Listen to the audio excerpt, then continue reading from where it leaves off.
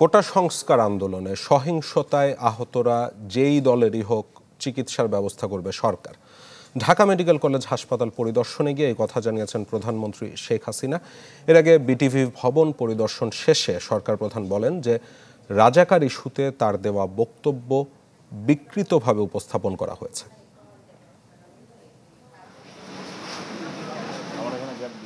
সাম্প্রতিক সহিংসতায় আহতদের দেখতে ঢাকা মেডিকেল কলেজ হাসপাতালে প্রধানমন্ত্রী শেখ হাসিনা বিভিন্ন ওয়ার্ড ঘুরে ঘুরে আহতদের শারীরিক অবস্থার খোঁজ খবর নেন। তিনি আশ্বস্ত করেন দলমত নির্বিশেষে সবার চিকিৎসার জন্য যা যা প্রয়োজন ব্যবস্থা করবে সরকার। বলেন আহতদের আয় রোজগারের ব্যবস্থাও করে দেয়া হবে। অন্তত তাদের আয় রোজগার ব্যবস্থা যাতে হয় সেটাও আমরা করব।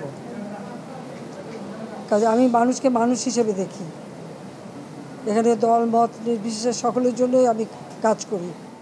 এমন সহিংসতা জঙ্গিবাদকে সুযোগ করে দেওয়ার জন্য কিনা প্রশ্ন রেখে সরকার প্রধান বলেন জামাত শিবির বিএনপি ছাত্রদল দেশব্যাপী তাণ্ডব চালিয়েছে। এই জামাত শিবির বিএনপি ছাত্রদল তারা এই সুযোগটা নিয়ে, কোটা আন্দোলনের সুযোগটা নিয়ে সারা দেশব্যাপী এই ধ্বংসাত্মক কাজ করে যাচ্ছে। এদের মধ্যে কোনো মনুষ্যত্ব বোধ নেই, দেশের প্রতি কোনো মায়া মমতা নেই, দেশের প্রতি কোনো দায়িত্ববোধ নেই, আর মানুষকে মানুষ হিসেবেই গণ্য করে না। এর আগে সকালে বিটিভি ভবনে যান প্রধানমন্ত্রী শেখ হাসিনা। ঘুরে ঘুরে দেখেন ক্ষতিগ্রস্ত সম্প্রচার যন্ত্রপাতি সহ নানা সরঞ্জাম।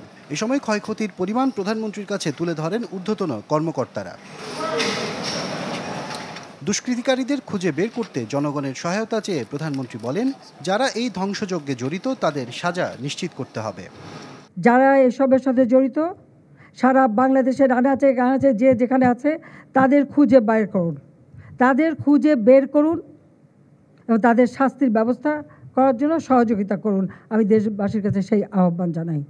একটা জিনিস যেটা গড়ে তুলি অনেক কষ্ট করেই করতে হয়, দিন রাত অক্লান্ত পরিশ্রম করি। কার জন্য? আমার জন্য, তা তো দেশের মানুষের জন্য। এতদিনে এত কষ্টের ফসল সব শেষ করে দিতে চাচ্ছে, এটি হচ্ছে সবচেয়ে বড় কষ্টের। আমি দেশবাসীর কাছে এর বিচার চাই। অভিযোগ করেন দেশের সম্মান নষ্ট করতে এখনো লন্ডনে বসে ফোন করে প্রবাসীদের উস্কে দেওয়া হচ্ছে।